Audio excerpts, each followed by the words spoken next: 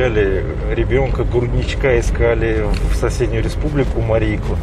Казалось бы, в стоге сена грудничка искать. Но меня удивило это масштабное мероприятие в том, что столько людей приехало. Неважно, искали ли вы когда-то своего ребенка или никогда не задумывались, что на свете есть чьи-то похищенные, сбежавшие или просто потерянные дети. Вот этот человек, один из немногих, кто видел, знал, непосредственно был и на этом, и на том берегу, изобретенных и никогда не найденных. Как правило, на машине, опять же, поиски не всегда эффективны. Все равно выходит, если тем более ребенок, там резонансный поиск, там выходит очень много волонтеров с орками. В тот же момент идут 2-3 человека. Они же и расклеивают орки, они же допрашивают свидетелей. Работают лисы по городу. Лисы – это группы, на которые делится отряд при поиске, а еще потому, что это Лиза Алерт, названная именем 5-летней Лизы Фомкиной, которая заблудится в лесу в 2010-м и уже не вернется, но многое оставит после себя.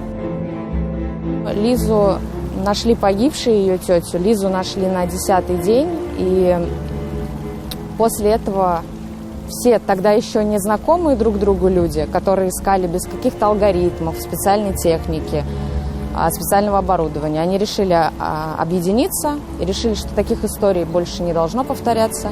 И уже в октябре появился форум lizaalert.org и образовался отряд. Детский поиск самый сложный. В пандемию схема работы немного изменилась. Искать стараются поодиночке, дистанционно или через социальные сети. Но если экстренная ситуация, сигнал тревоги и в путь. В Татарстане за 10 лет найдены все дети, но по России их тысячи. Любой сигнал из соседнего региона словно рев кораблей, которые друг друга не видят, но знают, что они есть. Например, недавно мы выезжали к нашим коллегам в Кировскую область. Мы искали мальчика в природной среде, это был лес, искали его на протяжении 2 дней.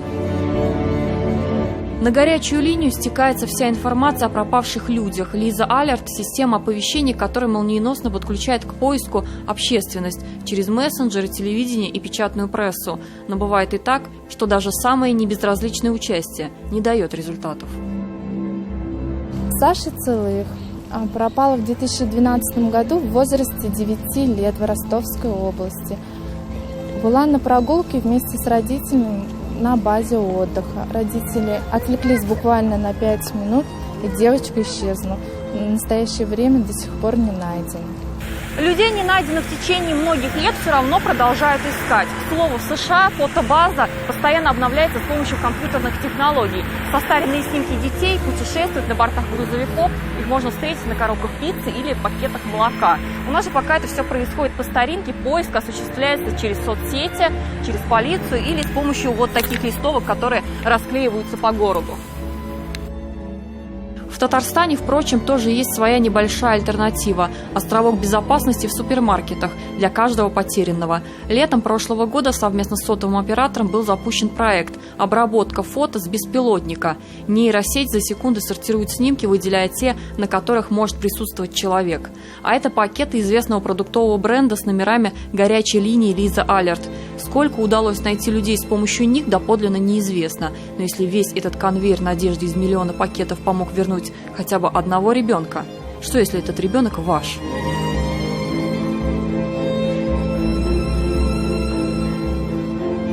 Выстраиваются люди в колонну, и по определенным технике они проходят каждый метр, каждый полметра. Если у ребенка, допустим, была какая-то шоколадка, да, мы увидели эту обертку, естественно, мы останавливаемся, фотографируем следы детей. Очень часто там, видно, допустим, следы, либо помятая трава. Мы говорим поиск пропавшего и часто представляем лес. Десятки людей бродят по холмам, не видя сна, порой в течение нескольких суток. Природная местность и вода – это первые зоны опасности летом. Школа Лиза Алерт учит детей как раз этому – мерам предосторожности. Если ты потерялся в лесу, стой на месте. По лесу передвигаться запрещено вообще. Всем.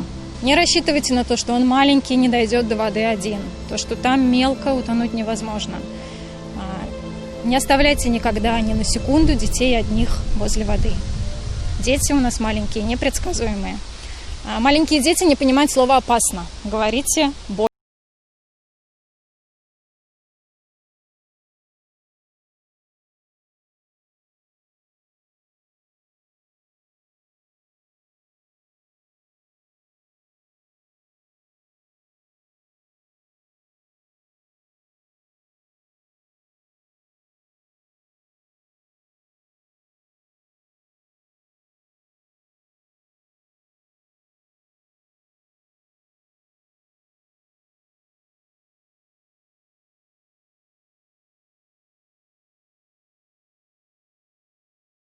Телефон горячей линии Лизы Алерт.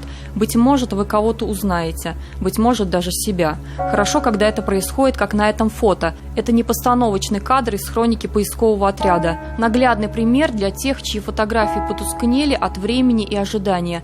Помнить, что, как в небезызвестном фильме, всегда остается след, а значит, есть и надежда. Диляра Исупова, Андрей Мохов и Андрей Кузьмин. 7 дней.